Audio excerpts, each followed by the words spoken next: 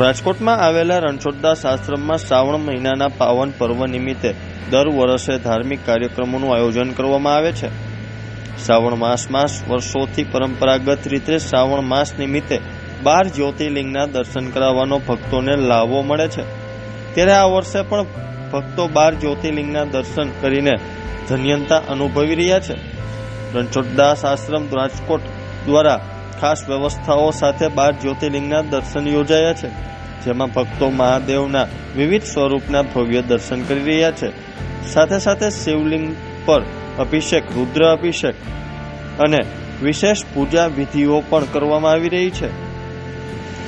આશ્રમ દ્વારા ભક્તોને આયોજનની સુવિધા મળે તે માટે સુંદર વ્યવસ્થા પણ ગોઠવવામાં આવી છે. શાંતિપૂર્વક વાતાવરણ, શિવમય વાતાવરણ અને ભક્તિભાવથી લોભાતું આ આયોજન શ્રાવણ માસમાં આધ્યાત્મિક શાંતિની અનુભૂતિ કરાવે છે.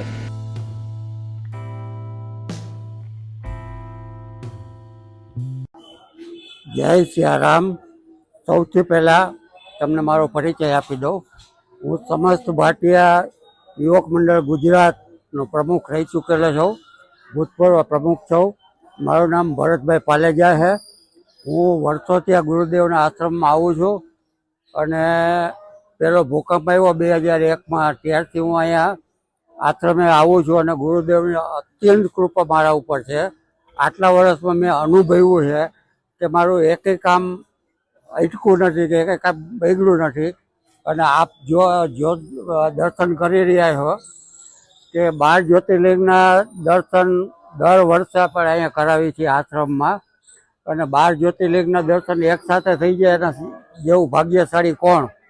એટલે અમે લોકોની સેવા માટે, લોકોને દર્શનનો લાભ મળે એના માટે 12 જ્યોતિર્લિંગ દર વર્ષે સ્થાપના કરી છે. અને એ ગુરુદેવની આજ્ઞા હતી કે 12 જ્યોતિર્લિંગમાં મારે દરેકને દર્શન કરાવવા. અને આપણી હોસ્પિટલ તો ચાલુ જ છે આંખની, અને મોતિયાના એટલા હજારો ઓપરેશન થાય છે. અને આ આપણે ખાસ કરીને અહીંયા અનુષ્ઠાન કરી છે દર વખતે. અને એક જ્યોતિર્લિંગના આપણે 25-25 લાખ બીલીપત્ર ચડાવી છીએ. અને દર વર્ષે જુદા જુદા જ્યોતિર્લિંગના દર્શન આપણે કરાવીએ છીએ. અને આ વખતે પણ સ્પેશિયલ હું આપને હમણાં ત્યાં લઈ જઈશ. આપણે રામેશ્વર મહાદેવનું આપણે સ્થાપન કર્યું છે આ વખતે, અને 25 લાખ બીલી અને આપણે ચડાવવાના છે. અને 3 ભૂદેવો સતત મંત્રોચ્ચારની સાથે એને ચડાવતા રહીએ. જય સિયારામ.